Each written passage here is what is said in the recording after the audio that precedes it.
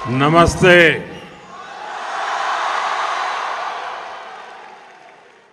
अहलन व सहलन।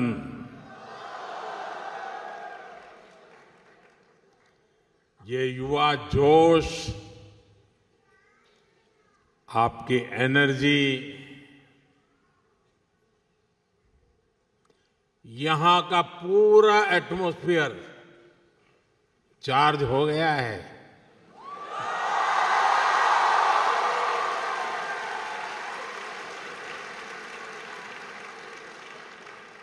मैं उन सब भाई बहनों को भी नमस्कार करता हूं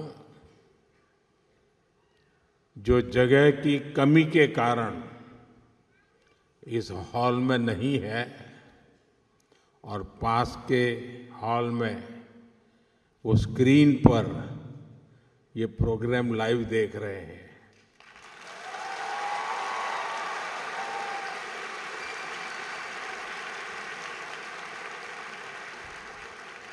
अब आप कल्पना कर सकते हैं, यहाँ तक आए और अंदर नहीं आ पाए तो उनके दिल में क्या होता होगा।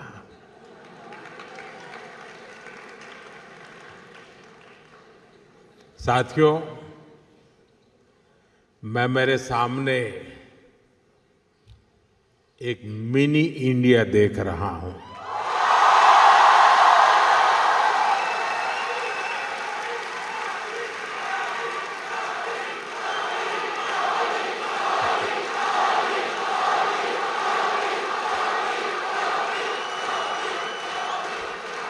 मुझे लगता है यहां बहुत सारे मलयाली भी हैं।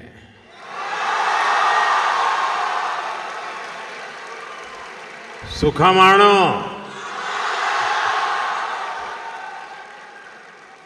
और सिर्फ मलयालम नहीं, यहां तमिल, तेलुगु, कन्नड़ा और गुजराती बोलने वाले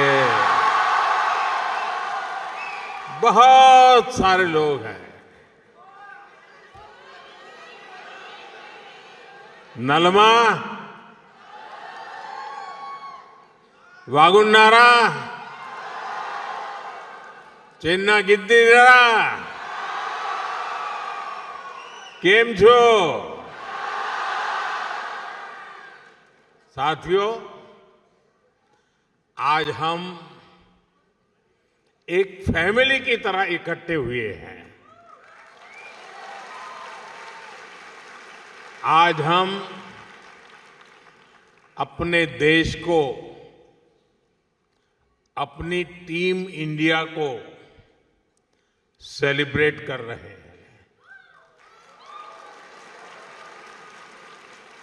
साथियों, भारत में हमारी डायवर्सिटी, हमारी संस्कृति का मजबूत आधार है। हमारे लिए हर दिन एक नया रंग लेकर के आता है। हर मौसम एक नया उत्सव बन जाता है। हर परंपरा एक नई सोच के साथ आती है। और यही कारण है कि हम भारतीय कहीं भी जाए, कहीं भी रहे,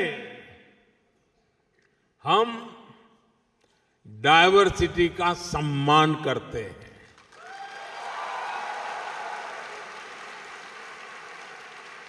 हम वहां के कल्चर, वहां के नियम कायदों के साथ घुल मिल जाते हैं।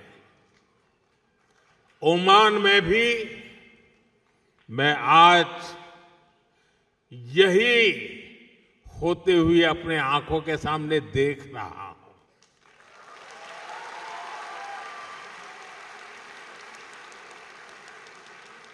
ये भारत का डायस्पोरा को एग्जिस्टेंस का, कोऑपरेशन का एक लिविंग एग्जाम्पल बना हुआ है। साथियों, भारत की इसी समृद्ध सांस्कृतिक विरासत का एक और अद्भुत सम्मान हाल ही में मिला है। आपको शायद पता होगा, यूनेस्को ने दिवाली को इंटेजिबल कल्चरल हेरिटेज ऑफ ह्यूमैनिटी में शामिल किया है।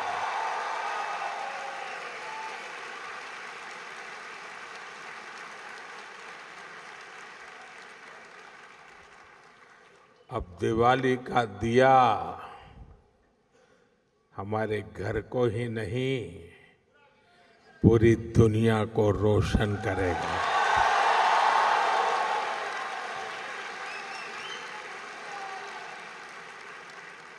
यह दुनिया भर में बसे प्रत्येक भारतीय के लिए गर्व का विषय है। दिवाली की यह वैश्विक पहचान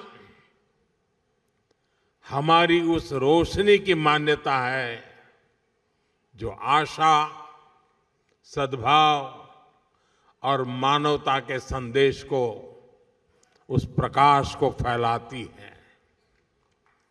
साथियों, आज हम सब यहां भारत ओमान मैत्री पर्व भी मना रहे हैं।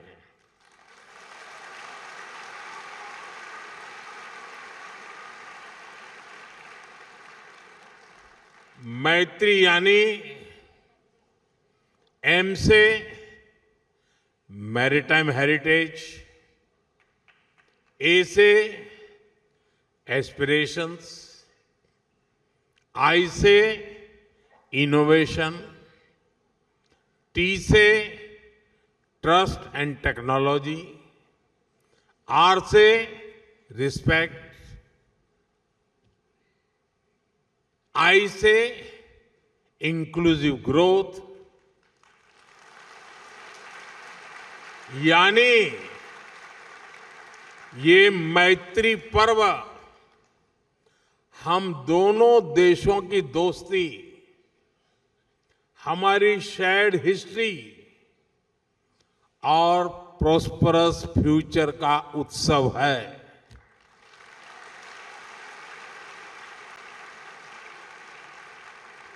भारत और ओमान के बीच शताब्दियों से एक आत्मीय और जीवंत नाता रहा है।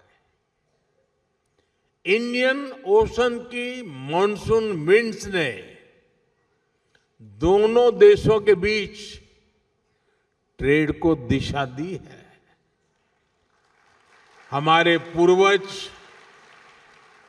लोथल, मांडवी और ताम्रालिप्ति जैसे पोर्ट से लकड़ी की नाव लेकर मस्कट, सूर और सलाला तक आते थे।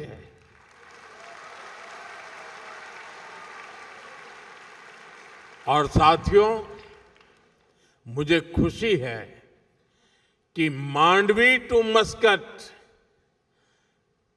इन ऐतिहासिक संबंधों को हमारी एम्बेसी ने एक किताब में भी समेटा है। मैं चाहूंगा कि यहां रहने वाला हर साथी, हर नौजवान इसको पढ़े और अपने ओमानी दोस्तों को भी एक गिफ्ट करे।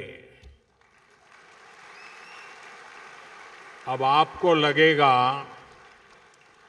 कि स्कूल में भी मास्टर जी होमवर्क देते हैं और इधर मोदी जी ने भी आप करके होमवर्क दे दिया। साथियों, एक किताब बताती है कि भारत और ओमान सिर्फ ज्योग्राफी से नहीं बल्कि जनरेशन से जुड़े हुए हैं। और आप सभी सैकड़ों वर्षों के इन संबंधों के सबसे बड़े कस्टोडियन हैं। साथियों, मुझे भारत को जानिए क्विज में ओमान के पार्टिसिपेशन के बारे में भी पता चला है। ओमान से 10,000 से अधिक लोगों ने इस क्विज में पार्टिसिपेट किया।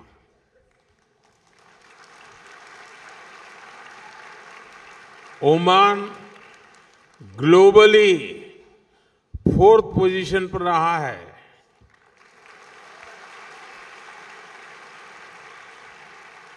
लेकिन मैं ताली नहीं बजाऊंगा। अरे ओमान तो नंबर 1 पे होना चाहिए।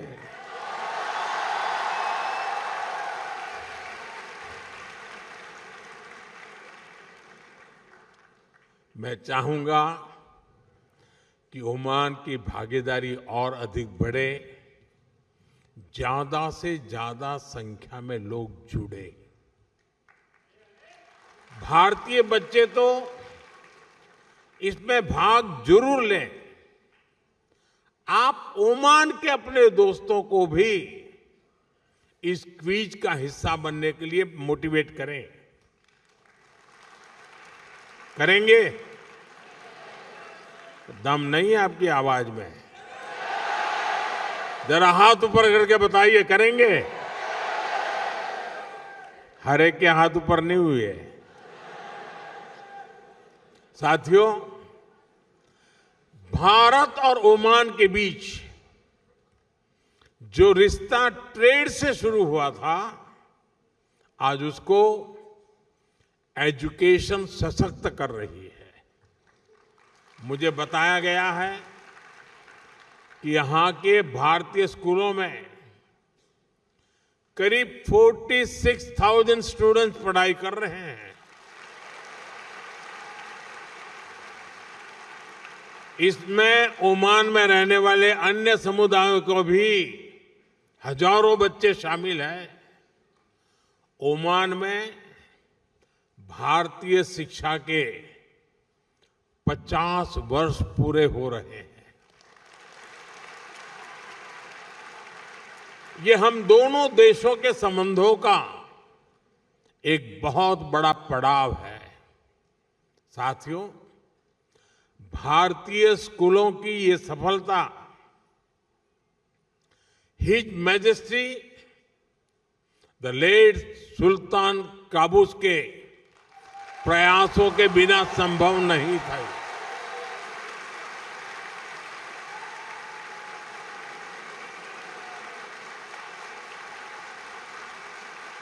उन्होंने इंडियन स्कूल मस्कत सहित अनेक भारतीय स्कूलों के लिए जमीन दी और जरूरी मदद की। इस परंपरा को हिज मैजेस्टी सुल्तान हैथम ने आगे बढ़ाया।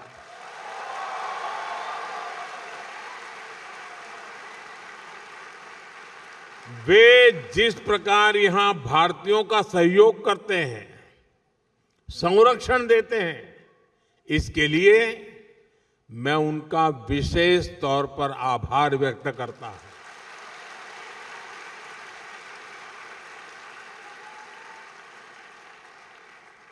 साथियों, आप सभी परीक्षा पे चर्चा कार्यक्रम से भी परिचित हैं। यहां ओमान से काफी सारे बच्चे भी इस प्रोग्राम से जुड़ते हैं। मुझे यकीन है कि यह चर्चा आपके काम आती होगी। पेरेंट्स हो या स्टूडेंट्स, सभी को स्ट्रेस फ्री तरीके से एग्जाम देने में हमारी बातचीत बहुत मदद करती है।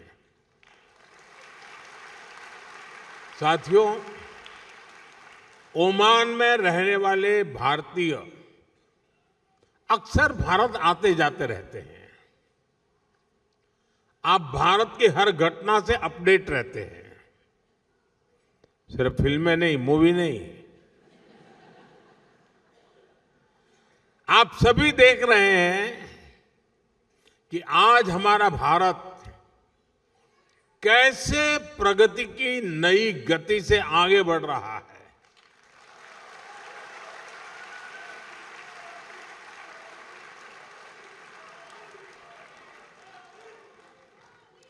भारत की गति हमारे इरादों में दिख रही है, हमारी परफॉर्मेंस में नजर आती है।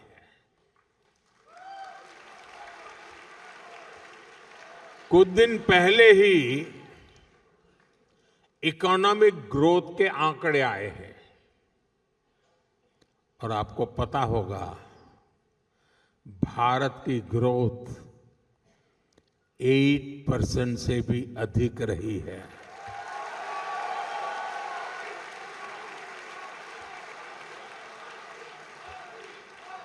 यानी भारत लगातार दुनिया की फास्टेस्ट ग्रोइंग मेजर इकोनॉमी बना हुआ है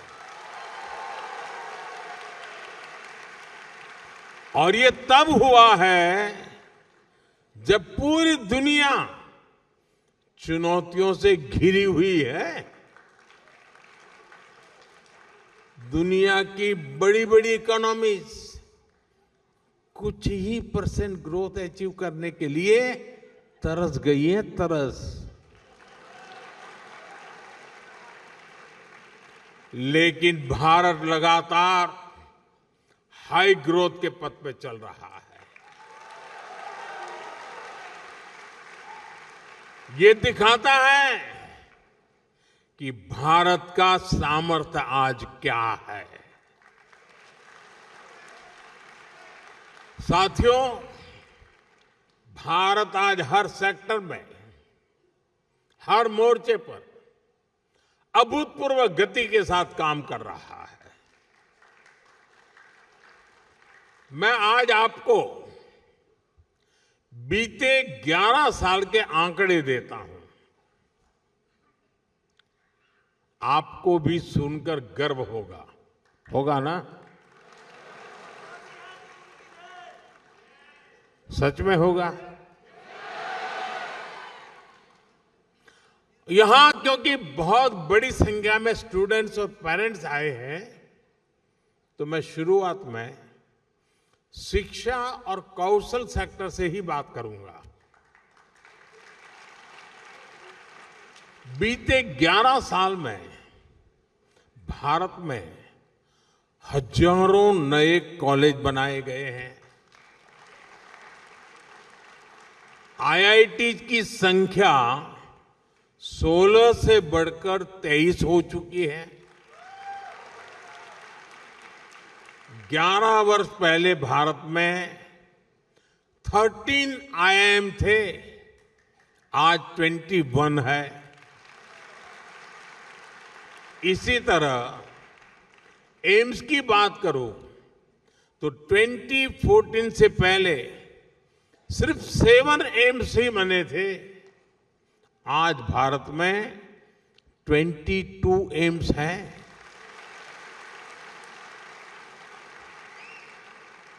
मेडिकल कॉलेज 400 से भी कम थे, आज भारत में करीब 800 मेडिकल कॉलेज है। साथियों, आज हम विकसित भारत के लिए अपने एजुकेशन और स्किल इकोसिस्टम को तैयार कर रहे हैं। न्यू एजुकेशन पॉलिसी इसमें बहुत बड़ी भूमिका निभा रही है। इस पॉलिसी के मॉडल के रूप में 14,000 से अधिक 14,000 से ज्यादा पीएम श्री स्कूल भी खोले जा रहे हैं। साथियों, जब स्कूल बढ़ते हैं कॉलेज बढ़ते हैं, यूनिवर्सिटीज बढ़ती हैं, तो सिर्फ इमारतें नहीं बनती, देश का भविष्य मजबूत होता है।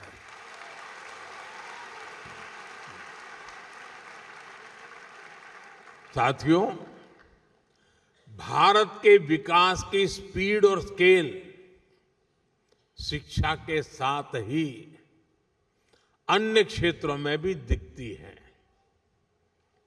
बीते 11 वर्षों में हमारी solar energy installed capacity 30 time बढ़ी है, 30 गुना बढ़ी है। सोलर मॉड्यूल मैन्युफैक्चरिंग 10 गुना बढ़ी है, 10 टाइम। यानी भारत आज ग्रीन ग्रोथ की तरफ तेजी से कदम आगे बढ़ा रहा है। आज भारत दुनिया का सबसे बड़ा फिनटेक इकोसिस्टम है। दुनिया का दूसरा सबसे बड़ा स्टील प्रोड्यूसर है। दूसरा सबसे बड़ा मोबाइल मैन्युफैक्चरर है। अब आपके जेब में मोबाइल होगा तो लिखा होगा मेड इन इंडिया।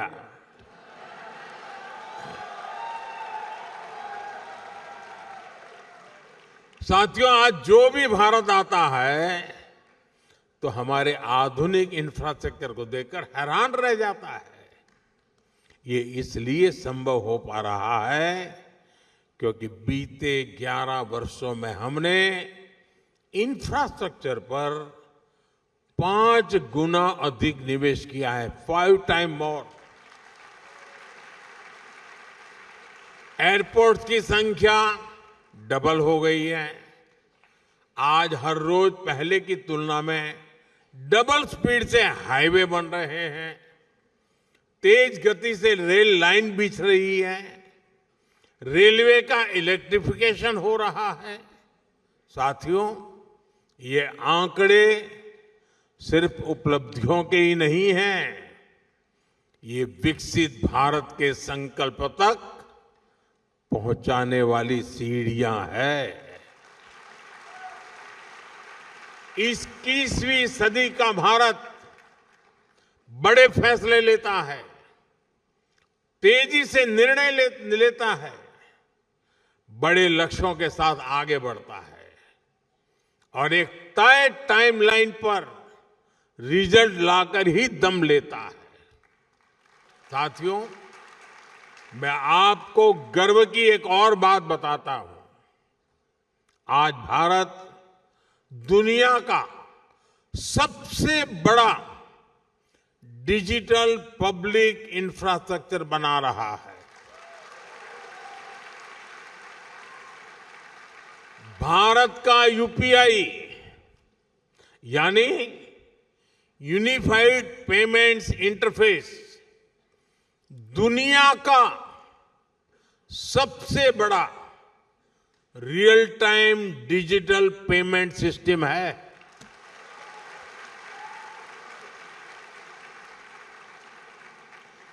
आपको ये बताने के लिए कि इस पेमेंट सिस्टम का स्केल क्या है, मैं एक छोटा सा एग्जांपल देता हूं। मुझे यहां आकर के करीब 30 मिनट हुए हैं, 30 मिनट्स हुए हैं।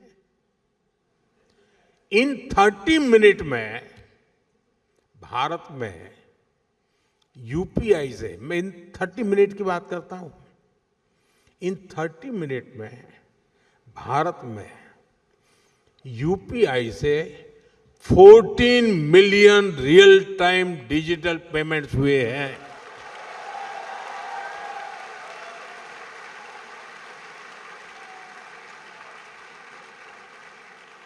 इन ट्रांजैक्शन की टोटल वैल्यू 20 बिलियन रुपीज है, उससे भी ज्यादा है। भारत में बड़े से बड़े शोरूम से लेकर एक छोटे से वेंडर तक सब इस पेमेंट सिस्टम से जुड़े हुए हैं। साथियों, यहां इतने सारे स्टूडेंट्स हैं, मैं आपको एक और दिलचस्प उदाहरण दूंगा। भारत के डिजी लॉकर की आधुनिक व्यवस्था बनाई है। भारत में बोर्ड के एग्जाम होते हैं तो मार्कशीट सीधी बच्चों के डिजी लॉकर अकाउंट में आ जाती है। जन्म से लेकर बूढ़ापे तक जो भी डॉक्यूमेंट सरकार जनरेट करती है वो डिजी लॉकर में रखा जा सकता है। ऐसे बहुत सारे डिजिटल सिस्टम आज भारत में ईज ऑफ लिविंग सुनिश्चित कर रहे हैं। साथियों, भारत के चंद्रयान का कमाल भी आप सभी ने देखा है।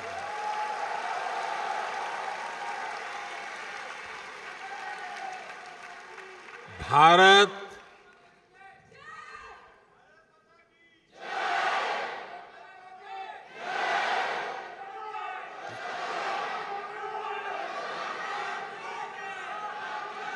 साथियों, भारत दुनिया का पहला ऐसा देश है जो मून के साउथ पोल तक पहुंचा है। सिर्फ इतना ही नहीं, हमने एक बार में 104 सैटेलाइट्स को एक साथ लॉन्च करने का कीर्तिमान बनाया है।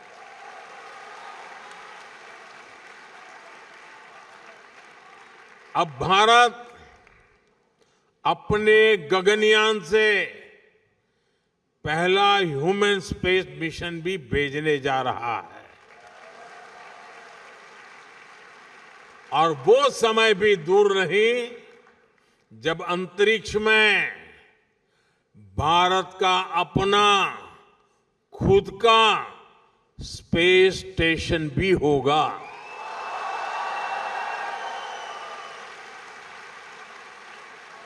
साथियों, भारत का स्पेस प्रोग्राम सिर्फ अपने तक सीमित नहीं है, हम ओमान की स्पेस एस्पिरेशंस को भी सपोर्ट कर रहे हैं।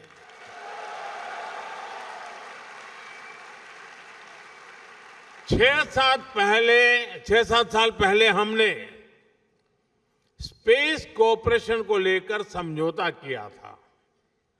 मुझे बताते हुए खुशी है कि इसरो ने इंडिया ओमान स्पेस पोर्टल विकसित किया है। अब हमारा प्रयास है कि ओमान के युवाओं को भी इस स्पेस पार्टनरशिप का लाभ मिले। मैं यहां बैठे स्टूडेंट्स को एक और जानकारी दूंगा। इसरो युविका YUVIKA युविका नाम से एक स्पेशल प्रोग्राम चलाता है। इसमें भारत के हजारों स्टूडेंट्स स्पेस साइंस से जुड़े हैं। अब हमारा प्रयास है इस प्रोग्राम में ओमानी स्टूडेंट्स को भी मौका मिले।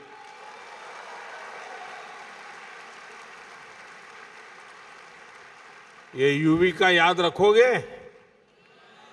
युविका याद रखोगे? तो फिर जुड़ जाओ। मैं चाहूंगा कि ओमान के कुछ स्टूडेंट्स बेंगलुरु में इसरो के सेंटर में आए, वहां कुछ समय गुजारें।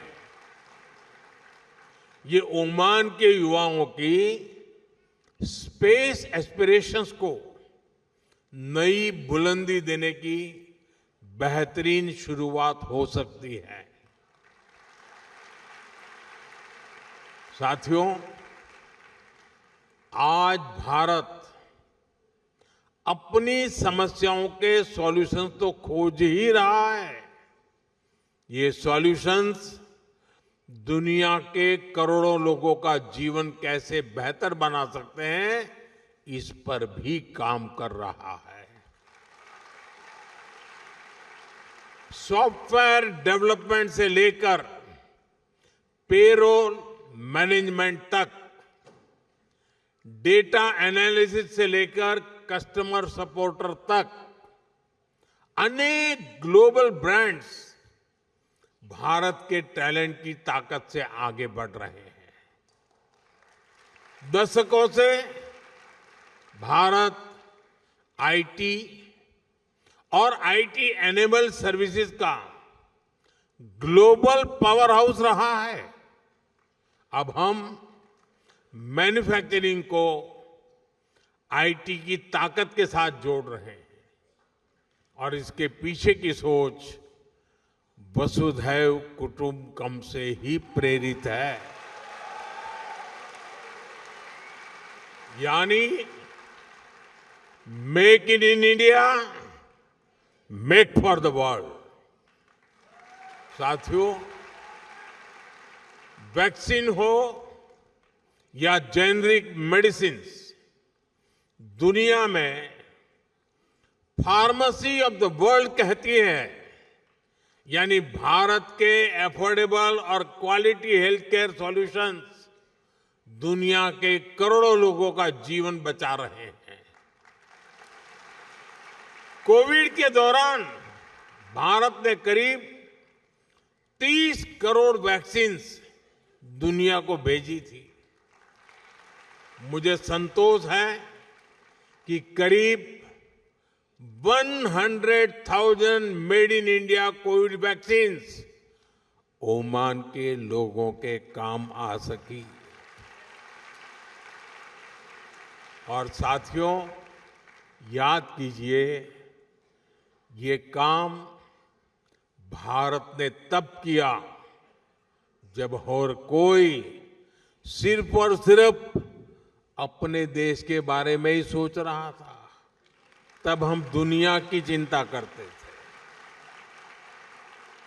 भारत ने अपने 140 करोड़ नागरिकों को भी रिकॉर्ड टाइम में वैक्सीन लगाई और दुनिया की जरूरतें भी पूरी की।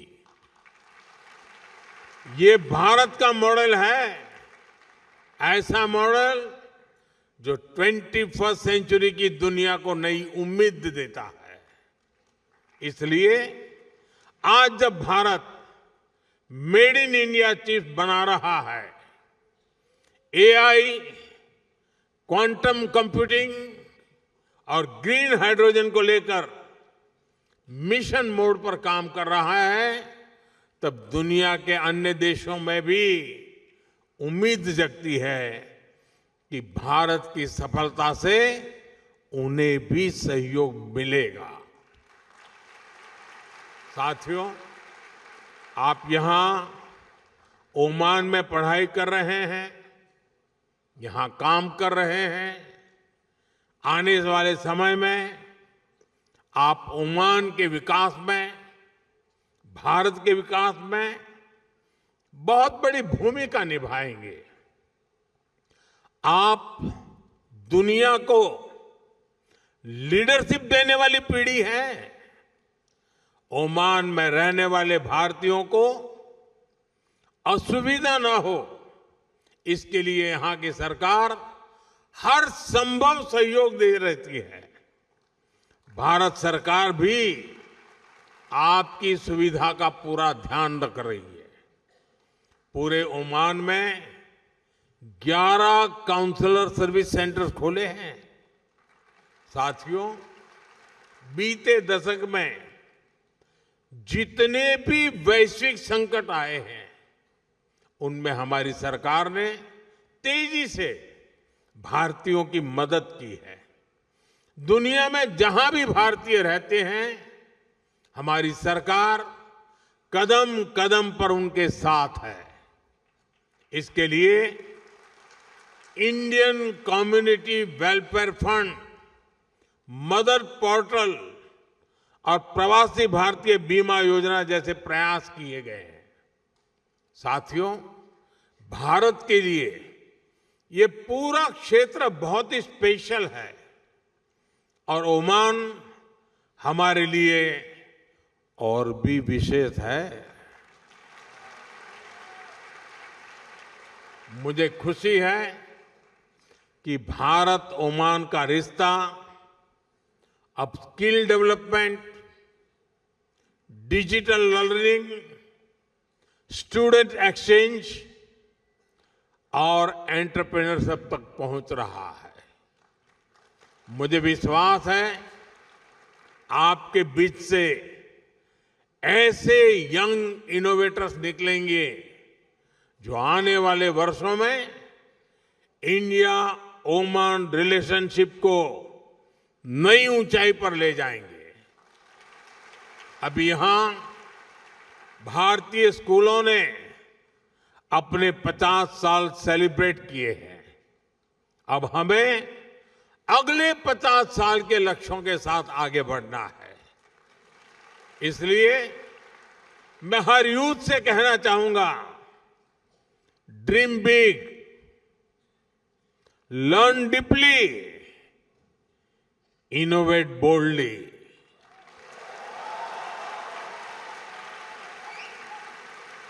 क्योंकि आपका फ्यूचर सिर्फ आपका नहीं है, बल्कि पूरी मानवता का भविष्य है।